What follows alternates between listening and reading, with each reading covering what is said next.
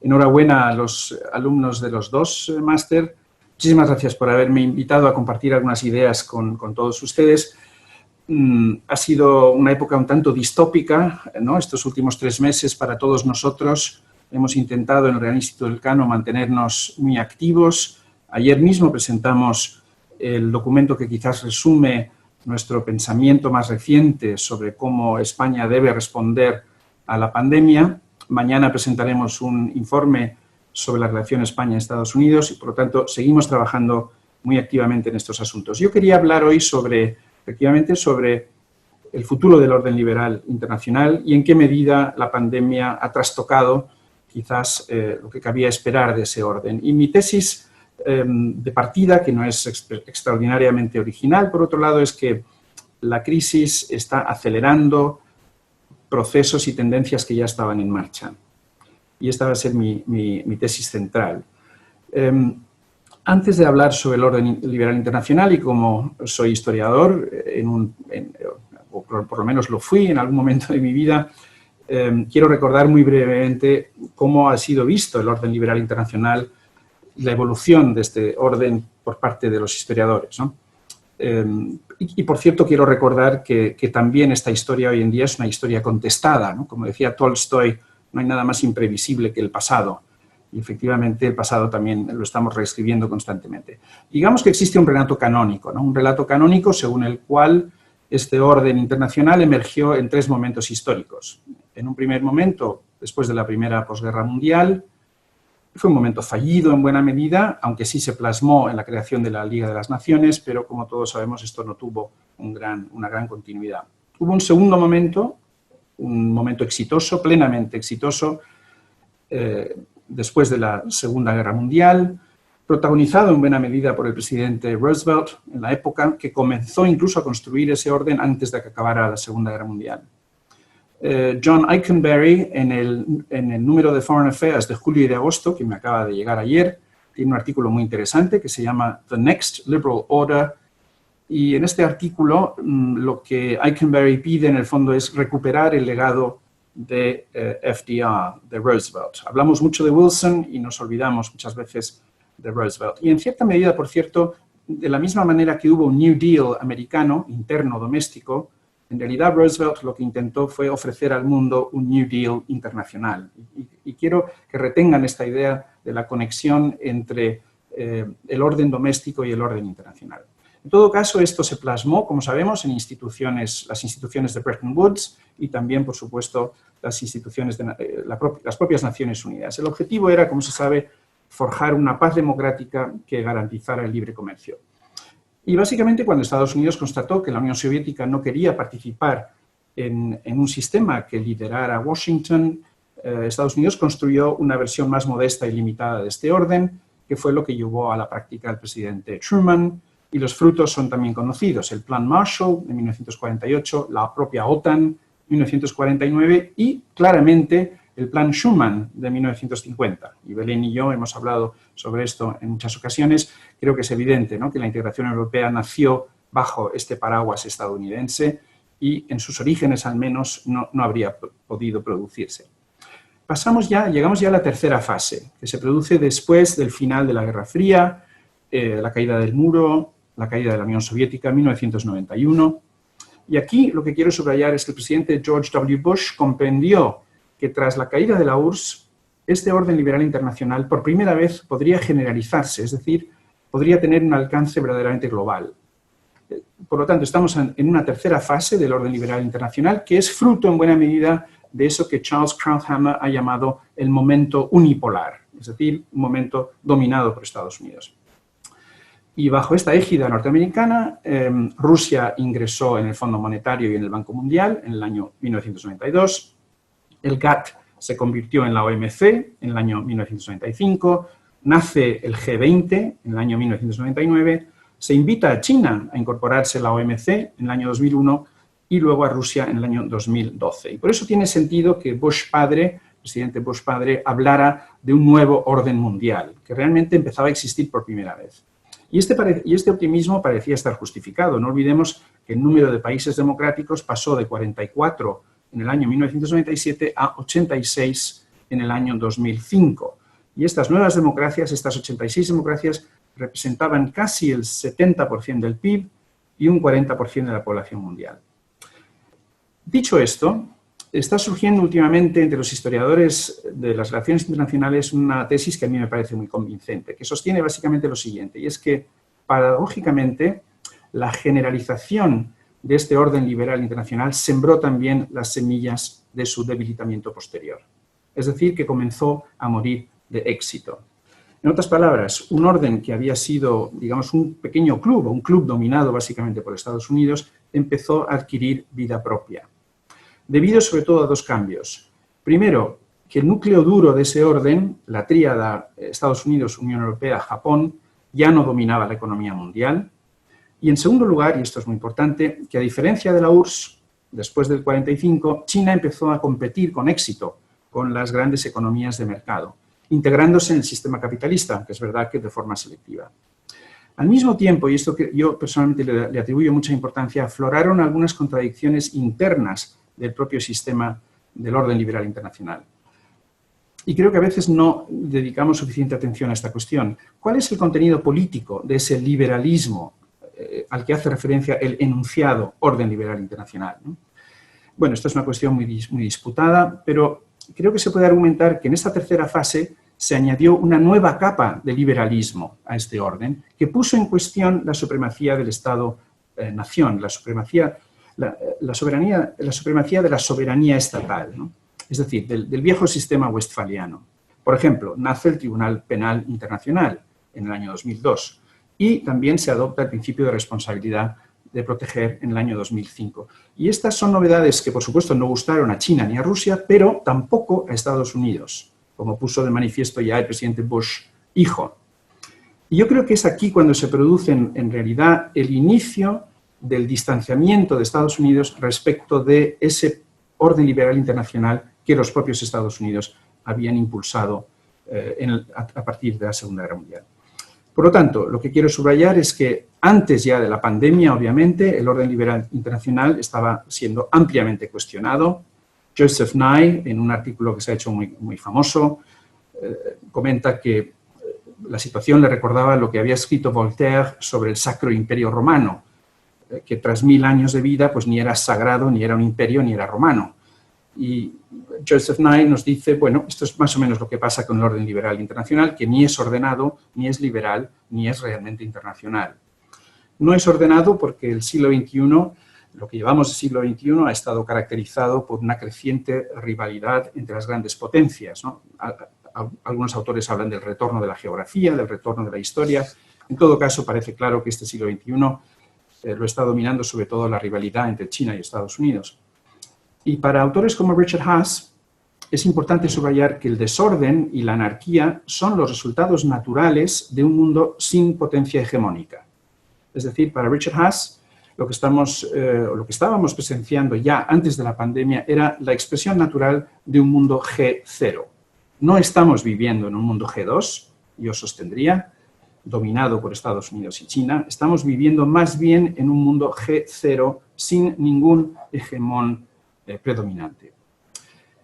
Nye también subraya, nos recuerda que es un orden menos liberal, en parte, por supuesto, por el auge de China, pero también me interesa subrayar aquí que China no solamente representa sus propios intereses nacionales, sino también el posible triunfo de un modelo alternativo al occidental, es decir, el posible triunfo de un modelo de economía de mercado sin democracia ni libertades. Por cierto, olvidamos a menudo que China sí tiene poder blando. Acabo de leer esta mañana que China ofrece este año más becas universitarias a los estudiantes africanos que todos los países occidentales juntos. Por lo tanto, es falso que China no tenga poder de atracción. Otra cuestión sería en qué medida tiene éxito a la hora de ejercerlo. Y por último, no es un sistema internacional porque, según Nye, porque no puede hablarse realmente ya de una verdadera comunidad internacional y sobre todo por el auge de los proteccionismos, de los nacionalismos y de los particularismos. Bien, quienes han estudiado este declive o esta crisis del orden internacional han identificado, yo creo que básicamente, 3 motivos por los cuales se ha producido, 3 posibles explicaciones. La explicación más común es la que podemos resumir en una frase: The decline of the West and the rise of the rest. Obviamente es un declive relativo de Occidente, pero sobre todo un auge claro de los demás. O lo que el Munich Security Conference denominó hace unos meses Westlessness, es decir, la ausencia de Occidente o la desoccidentalización del mundo. Podríamos citar muchos datos para ilustrar esto. Baste recordar que en el año 45 Estados Unidos representaba la mitad de la economía mundial, hoy representa solamente una cuarta parte. Ojo con esto también, porque si aceptamos esta tesis, esta interpretación, estaríamos quizás aceptando que el orden liberal internacional solo sobrevivirá bajo la protección de la hegemonía estadounidense. Por lo tanto, si desaparece la hegemonía estadounidense, desaparece también el orden liberal internacional. Y algunos autores, como John Ikenberry, consideran que esto es una simplificación excesiva de este debate y sostienen incluso que la desamericanización del orden liberal internacional no solo no tiene por qué suponer su destrucción, sino que incluso es necesaria para garantizar su supervivencia. Junto con el declive relativo tenemos el auge de China. Y este es un debate amplísimo, no tengo tiempo para detenerme mucho aquí. El debate en el fondo se puede resumir en lo siguiente: ¿qué pretende realmente China? Y yo creo que hay dos interpretaciones básicas o dos respuestas básicas a esa pregunta. Por un lado están quizás los más optimistas, que piensan que China básicamente lo que quiere es que se reconozca su creciente peso económico y político dentro del orden liberal existente. Es decir, un nuevo reparto de poder en las instituciones multilaterales que reflejen el hecho de que ya no estamos en el año 45 y que China es un actor central. Otros, quizás menos optimistas, sostienen que China básicamente pretende destruir este orden liberal internacional porque fue creado por su gran rival y porque ellos fueron excluidos del mismo durante muchos años, quizás socavándolo desde dentro y con el objetivo último de crear un orden alternativo que la propia China pueda liderar. Por cierto, no son opciones mutuamente excluyentes. Quizás China esté haciendo las dos cosas al mismo tiempo. En todo caso, creo que existe un consenso en el sentido de que China necesita el orden, como Estado autoritario que es, necesita la previsibilidad para prosperar, y en cambio Rusia, como potencia débil y disruptiva que es, se beneficia del desorden y del caos. Esta es una diferencia muy importante. Una segunda causa del declive de este orden, y creo que a veces lo hemos olvidado, serían los factores internos. Es decir, la idea muy resumidamente sería que la hiperglobalización ha debilitado a las sociedades occidentales, no garantiza el nivel de vida ni la igualdad de oportunidades de nuestros ciudadanos, ha debilitado la legitimidad social de la economía de mercado, debido, por ejemplo, a una excesiva desigualdad, etcétera, etcétera. Es decir, Trump y Brexit son un síntoma y no solamente una causa de problemas muy profundos. Y aquí lo que quiero subrayar es que el orden liberal comienza en casa, en el seno de nuestras propias sociedades. Es decir, como decía al principio, es la expresión externa de un orden interno.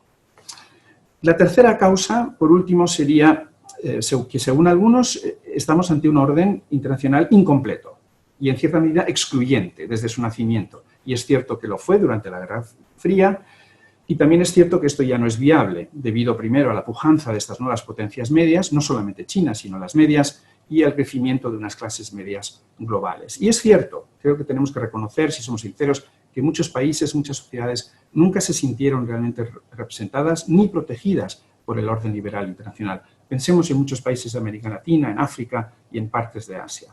No se beneficiaron, por ejemplo, de los bienes públicos globales que este orden ofreció a Estados Unidos y a sus principales aliados. Y, en cambio, lo percibieron fundamentalmente como una expresión de esta hegemonía norteamericana.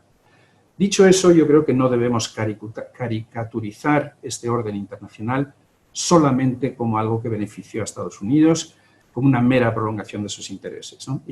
Esto ignora que la hegemonía de Estados Unidos garantizó la existencia de estos bienes públicos globales a buena parte de la población. 3/4 partes de la economía global está organizada en torno a las normas y las reglas de este orden internacional y, por cierto, han sido las que han permitido a centenares de millones de chinos y de indios salir de la pobreza en la que estaban anteriormente. Bien, ¿qué consecuencias va a tener la pandemia en todo esto? Yo, en primer lugar, diría que no debemos exagerar el impacto de la pandemia. No es un game changer. Más bien, como he dicho antes, acelera y acentúa procesos que ya estaban en curso, con consecuencias, lo reconozco, no fáciles de prever. En primer lugar, Europa. El lunes tuve la oportunidad de charlar durante 3/4 de hora con Josep Borrell en el contexto del Brussels Forum y fue muy interesante su reflexión. Yo diría que la primera idea es que la pandemia no está dando lugar ni a un auge de federalismo ni a un auge de euroescepticismo. Hoy mismo se ha publicado una encuesta en toda Europa que ha realizado el European Council on Foreign Relations y que aporta datos muy interesantes en este sentido. Es decir, la mayoría de los europeos no quieren necesariamente más Europa, quieren mejor Europa, quieren una Europa que funcione y sobre todo quizás una Europa que funcione mejor que sus gobiernos nacionales, muchos de los cuales quizás no han estado necesariamente a la altura de las circunstancias.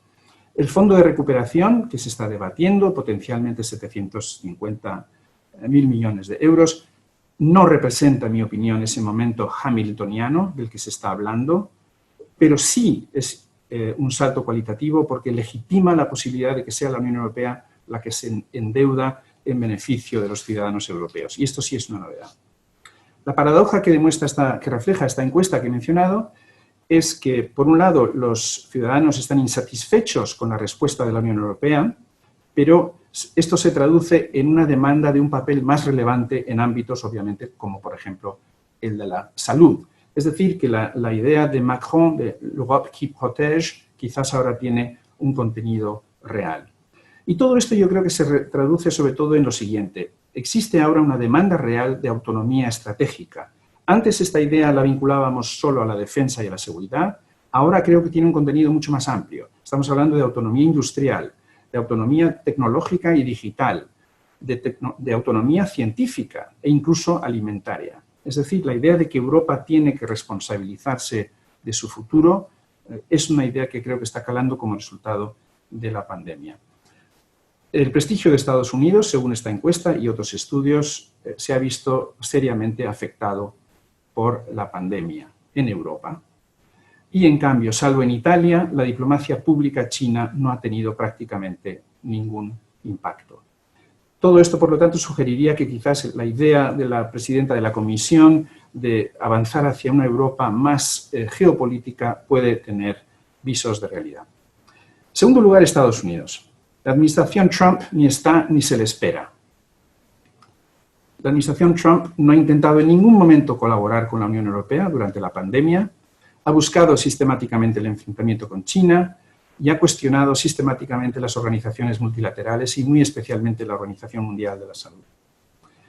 Todos sabemos que mucho dependerá del resultado de las elecciones presidenciales de noviembre. Si Trump obtuviera un segundo mandato, posibilidad que no cabe excluir ni mucho menos, creo que esto supondría un acontecimiento muy grave, muy serio para el futuro de las relaciones transatlánticas. Pero al mismo tiempo quiero subrayar que sería un error pensar que el triunfo de Biden solucionaría automáticamente todos nuestros problemas, fundamentalmente porque la rivalidad entre China y Estados Unidos, que es lo que va a dominar las primeras décadas de este siglo, es sistémica y será duradera. Y en tercer lugar, China. China pasó de una preocupación inicial inusitada por el impacto social que podía tener el confinamiento. Nunca se habían confinado tantos millones de chinos bajo la autoridad del Estado. Se pasó de preocupación a la euforia al comprobar lo mal que lo estábamos pasando nosotros en Europa y en Estados Unidos. Esto es triste, pero es así. Los chinos pasaron, como digo, de un momento de temor a un momento de euforia y de hipernacionalismo. Pero, sin embargo, creo que hay que profundizar un poco más. La respuesta china a la crisis ha sido titubeante en lo económico y agresiva en lo político. ¿Por qué titubeante en lo económico? Pues porque, básicamente, y en contra de lo que pudiera parecer, China atraviesa una situación económica muy difícil, sobre todo por la magnitud de su deuda interna. Y recuerden que, por primera vez en su historia, en el Congreso Anual del Partido Comunista Chino, el partido no se ha fijado objetivos de crecimiento económico. Esto supone para ellos un trauma nacional, el reconocimiento de un fracaso en cierta medida. Y al mismo tiempo hemos visto una inusitada agresividad política hacia Taiwán, hacia Hong Kong, hacia la India, en los últimos días. Es decir, China pretende aprovechar este momento de debilidad de Occidente, un momento en el que estamos ocupados y preocupados por la pandemia, para intentar reafirmarse, pero de una manera que hoy el Economist lo compara con el bullying de algunos niños en los colegios. Bullying en el sentido de que China depende cada vez menos de otros y esto le permite ser asertivo y otros dependen cada vez más de ella, lo cual les hace más débiles. A corto plazo, por lo tanto, creo que se va a producir una cierta aproximación de la India a Occidente y de Rusia a China. Estas dos tendencias son importantes.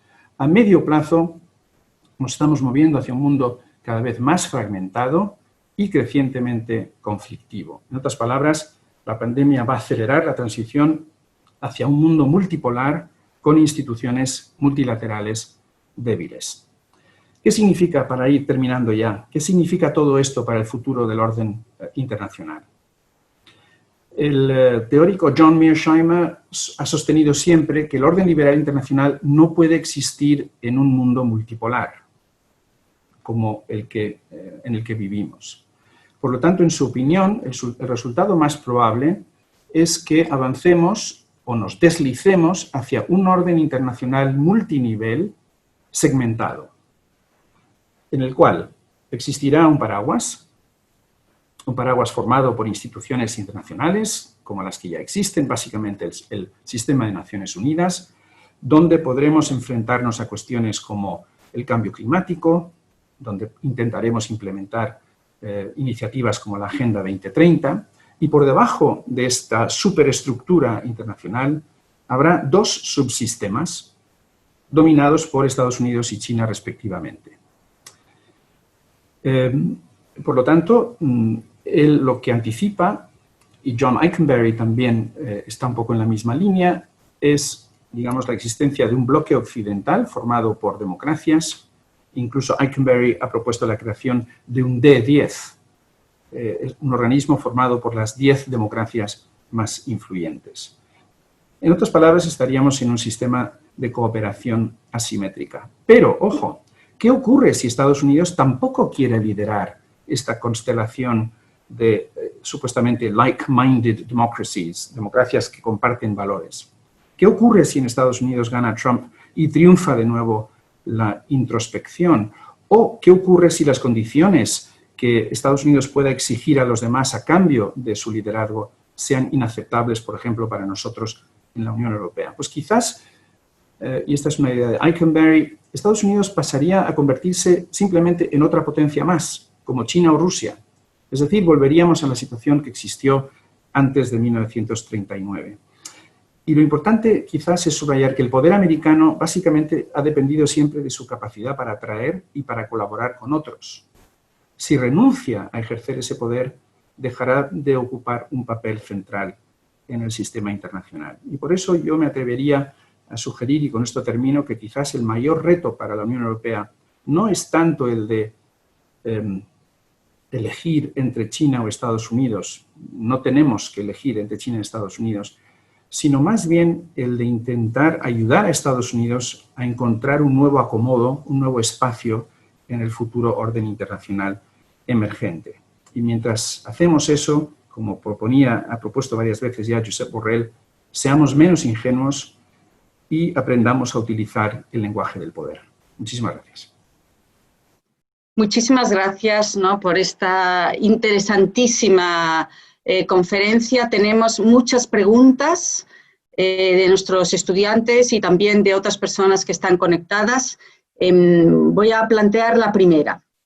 La primera viene de un profesor de nuestra universidad, Javier Porras, ¿no?, y pregunta: ¿considera el profesor Powell que la Unión Europea está en la actualidad en posición de situarse estratégicamente en una mejor posición que los Estados Unidos respecto a la relación diplomática y económica con China? ¿No? Y una segunda pregunta de Miguel Ángel Medina. ¿La crisis del orden liberal internacional es también la crisis de la globalización? ¿O como mínimo de cómo se entiende la globalización? Se entendía que ambos eran sinónimos, pero esta crisis seguramente pone de manifiesto que esta simbiosis no es tan directa, ¿no? Estas serían dos preguntas. Si quieres... Estupendo. Pues muchísimas gracias. Muy buenas preguntas las dos. Yo siempre procuro ser realista, humilde y modesto cuando hablo sobre la capacidad, el papel de la Unión Europea como actor mundial, ¿no? Una de las cosas que ha puesto de manifiesto la pandemia, lamentablemente, es que en el seno de nuestros 27 Estados miembros, en el seno de nuestra Unión, existen visiones del mundo muy distintas. Nuestro lema, no lo olvidemos, el de la Unión es unidos en la diversidad. Pues bien, yo últimamente veo más diversidad que unión cuando hablamos realmente de lo que quiere hacer la Unión Europea en el mundo. Y Josep Borrell manifestaba esta frustración el lunes en nuestra conversación. Me decía incluso, hablando de la posibilidad de que la Unión Europea ayudase a encontrar una salida al conflicto entre Serbia y Kosovo, que si no somos capaces, como Unión Europea, de llegar a un acuerdo, de facilitar un acuerdo entre Serbia y Kosovo, que son países que están en nuestro vecindario oriental más inmediato, que son países que deberían poder aspirar a convertirse en miembros de la Unión, si no somos capaces de resolver este problema, realmente nuestra influencia deja mucho que desear. Dicho esto, no va a ser nada fácil resolver el problema de Serbia y Kosovo. Como quizás saben, a finales de este mes la Casa Blanca ha anunciado que va a intentar impulsar la negociación entre estos dos estados, pero el único proceso de negociación, proceso de paz, por llamarlo de alguna manera, que existe institucionalizado, es el que impulsa la Unión, pero que está parado desde hace varios años. Por lo tanto, yo no me haría muchas ilusiones en lo que se refiere a la capacidad de proyectar influencia más allá de nuestras fronteras. Pero tampoco debemos minusvalorar el peso de nuestra Unión. Somos un mercado de 440 millones de habitantes. Antes decíamos 500, pero claro, se han ido los británicos. Y esto también nos merma, lamentablemente. Pero seguimos siendo el bloque económico regional más importante del mundo. Y China, por lo tanto, tiene que tener en cuenta la Unión Europea. China básicamente se toma más en serio a la Unión Europea cuanto peor es su relación con Estados Unidos. Por lo tanto, en estos momentos, China está intentando aproximarse a la Unión, pero el lunes, de hecho, Borrell, después de hablar conmigo, participó en una cumbre Unión Europea-China telemática y la verdad es que no ha salido nada concreto de esa cumbre. El objetivo, como saben, es llegar a firmar un acuerdo comercial, pero esto ahora mismo no se antoja nada fácil. Por lo tanto, yo creo que la pandemia no ha modificado esto de una manera significativa. Estábamos ya en este dilema, ¿no? La Unión Europea aspira quizás a triangular con Estados Unidos y con China, pero tiene una relación con Estados Unidos cada vez más compleja y una relación con China que también plantea grandes incertidumbres. En lo que se refiere a la segunda pregunta, la globalización no es lo mismo que el orden liberal internacional, efectivamente. Y yo iría más lejos. A menudo hemos confundido globalización con internacionalismo liberal, y no es lo mismo. La globalización es un fenómeno polifacético, básicamente económico, pero también político y social. Pero yo creo que los valores del internacionalismo, del liberalismo internacional, son otra cosa. Y por eso decía antes que debemos conectar lo interno con lo externo. De la misma manera que debemos reforzar nuestras sociedades liberales democráticas para hacerlas más resilientes, más viables, si no hacemos eso, es decir, si no empezamos a poner nuestras propias casas en orden, no lograremos domesticar la globalización ni, desde luego, fortalecer el orden liberal internacional. Y esto afecta muy directamente a la Unión Europea. Para mí, la Unión Europea es básicamente hoy en día el instrumento del que nos hemos dotado los europeos para maximizar los posibles beneficios de la globalización y para minimizar sus posibles consecuencias negativas.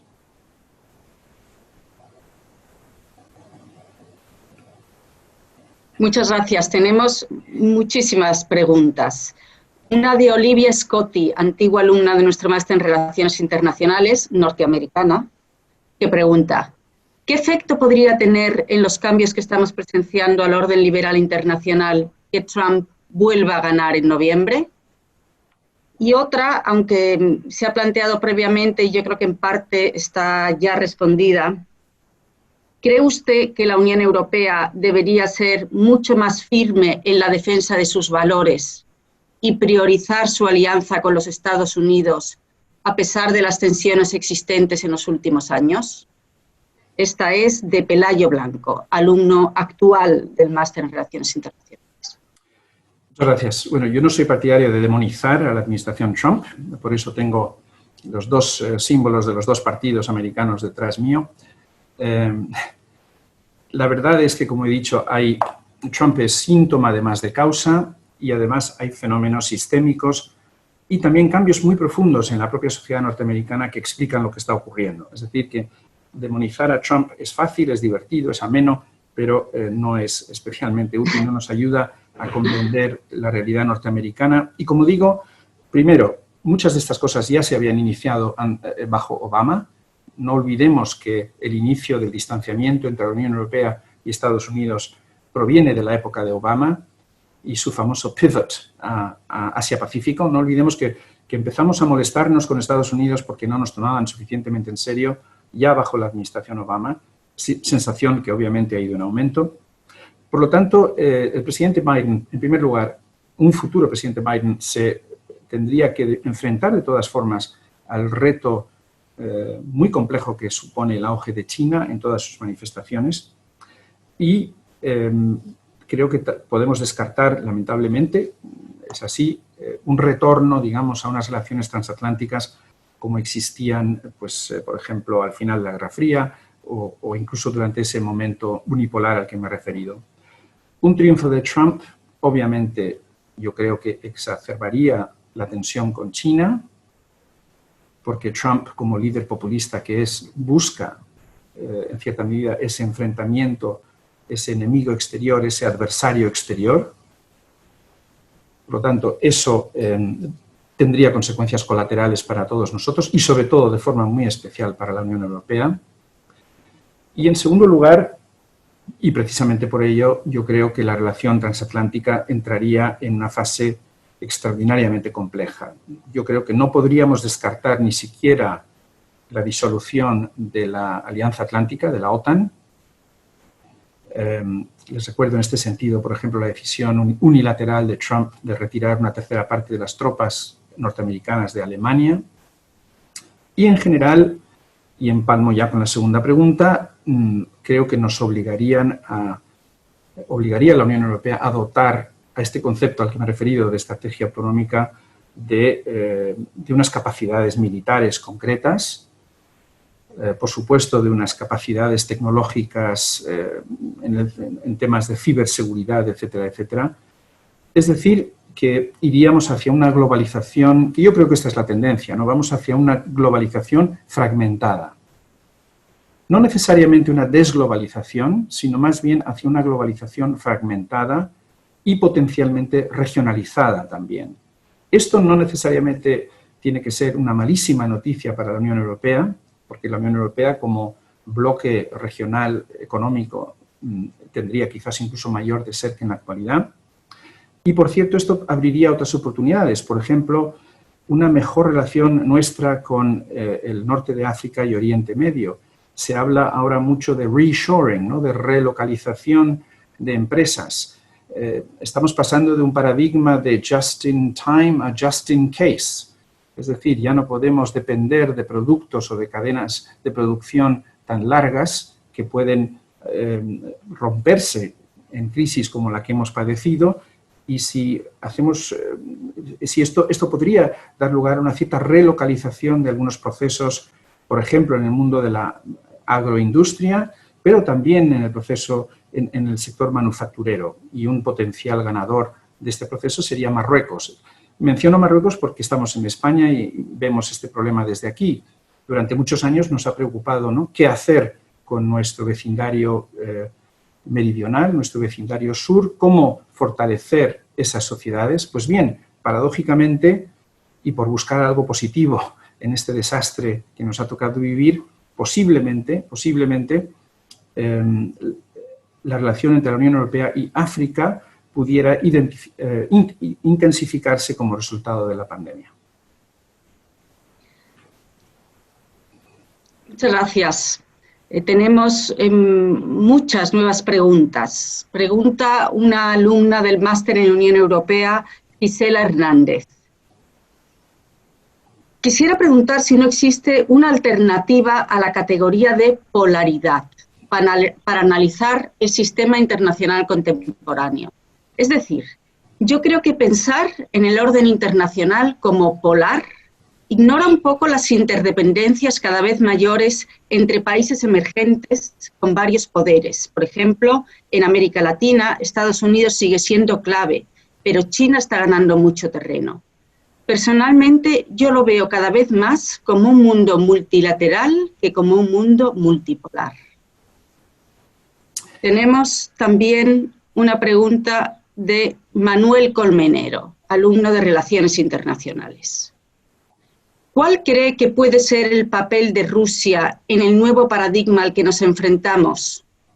Si bien tiene razones históricas y estratégicas para confrontar a Occidente, su posición respecto a China es de debilidad y dependencia. ¿Es posible un horizonte con una Rusia acercándose a las democracias occidentales? Pues muchísimas gracias, dos estupendas preguntas. Bueno, efectivamente hay un debate académico, ¿no?, sobre el concepto de polaridad y, de hecho, hay autores que piensan que vivimos ya en un mundo apolar, ¿no?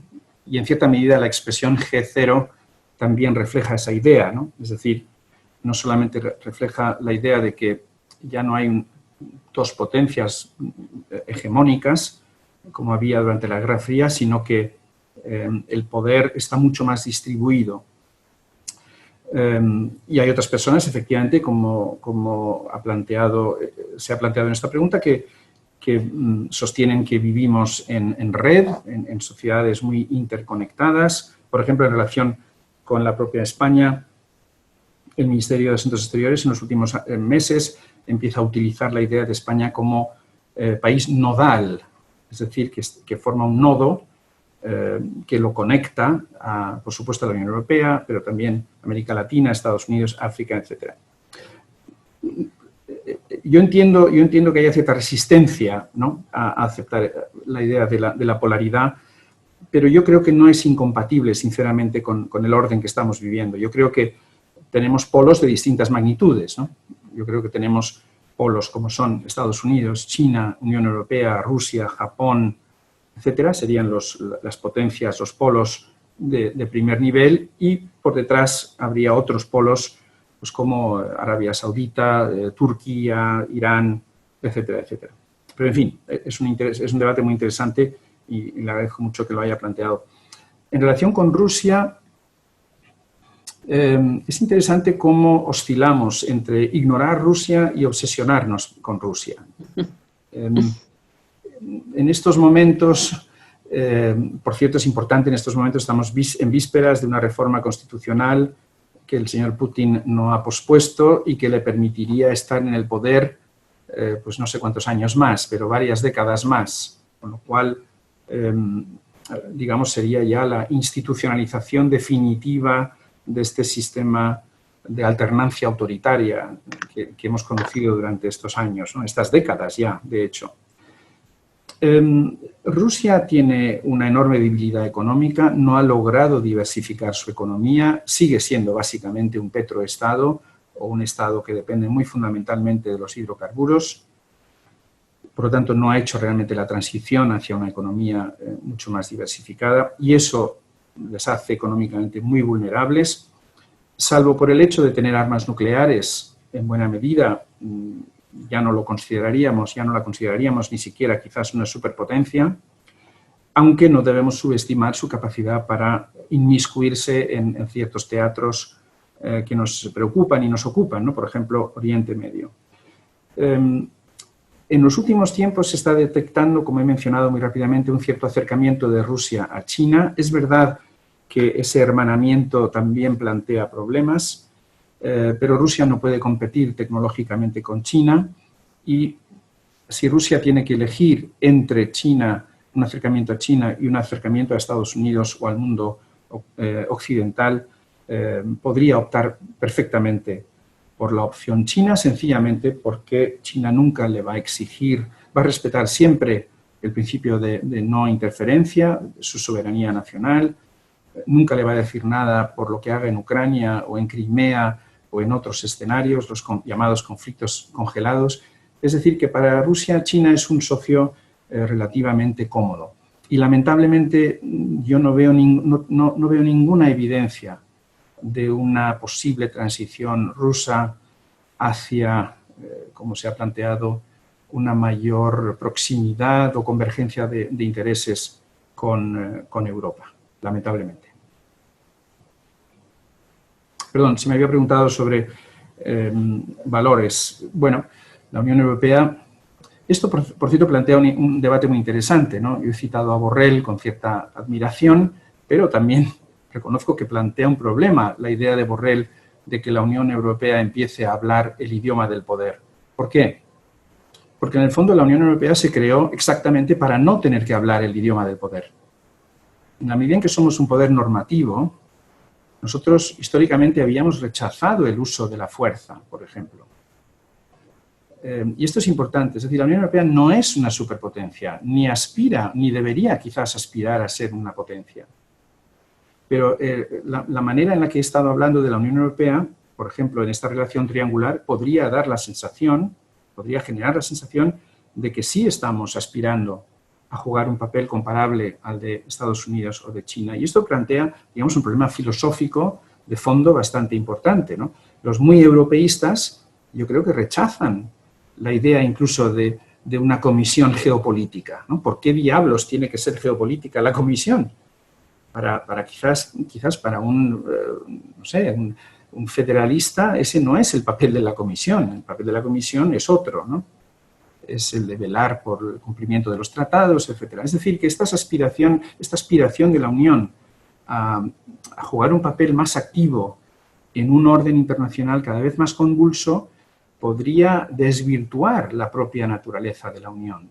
Y esto, es decir, mi pregunta sería, ¿a qué precio queremos ser un actor global relevante? ¿Qué precio estamos dispuestos a pagar para ser un actor global relevante?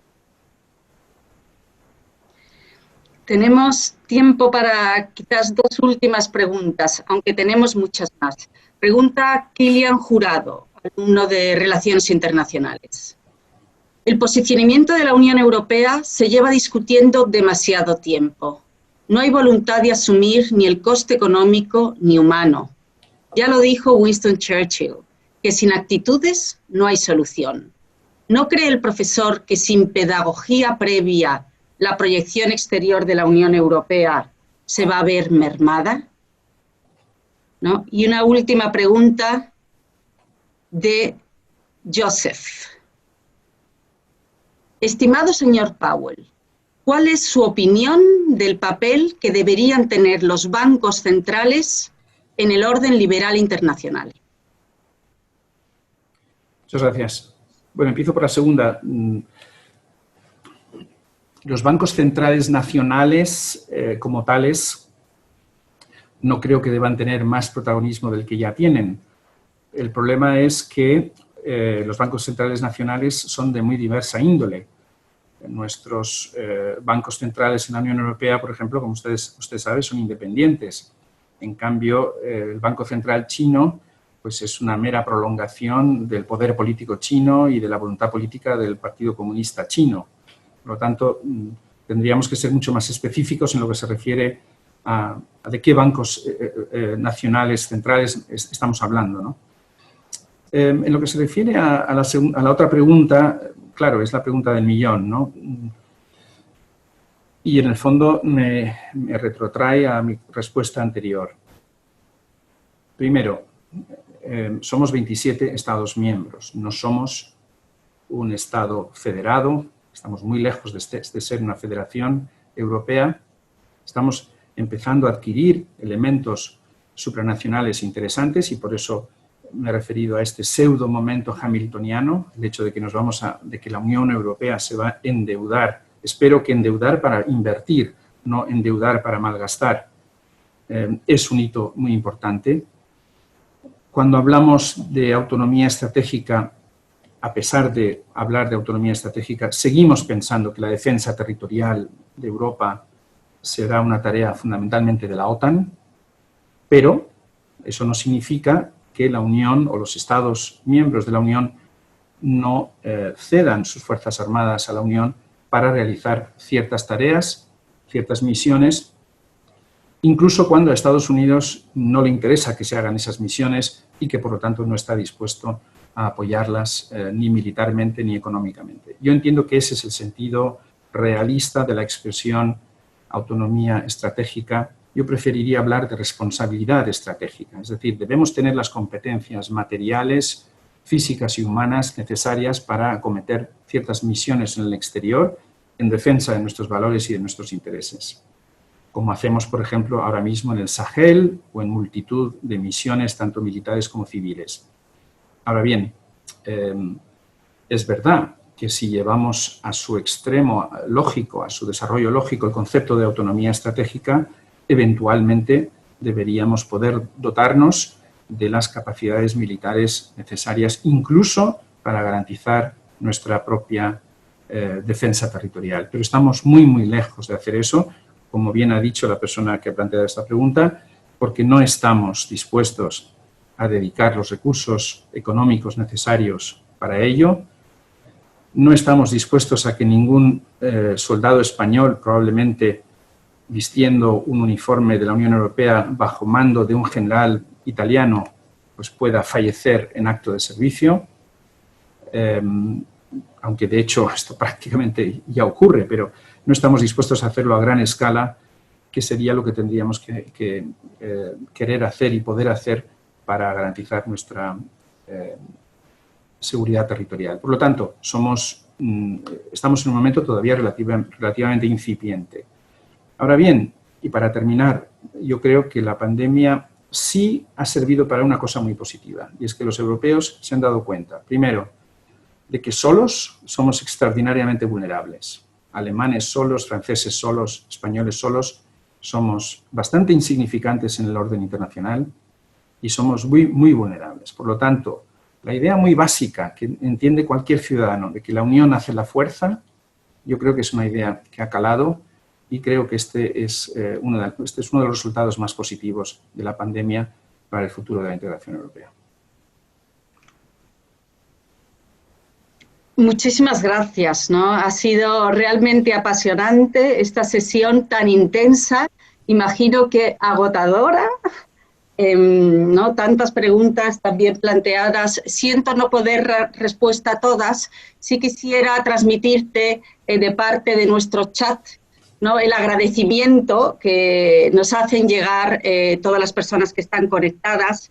Me gusta especialmente el que nos escribe Santiago, que dice: felicidades por la conferencia. Me ha parecido muy interesante. El instituto siempre está ahí. Muchas gracias, Santiago.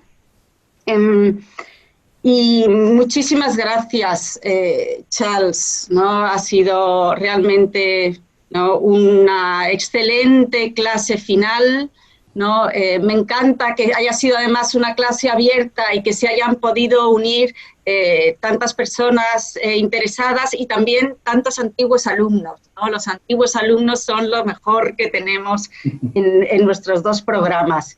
Creo que te hemos hecho trabajar muchísimo, ¿no? Espero que descanses, estarás invitadísimo a la copa de celebración, ¿no?, que espero podamos tener en septiembre. Muchísimas gracias a todos por seguirnos, por estar allí y espero que podamos tener otra sesión en el futuro. Muchísimas gracias a ti, Belén, a ti, Jerónimo, por vuestra hospitalidad.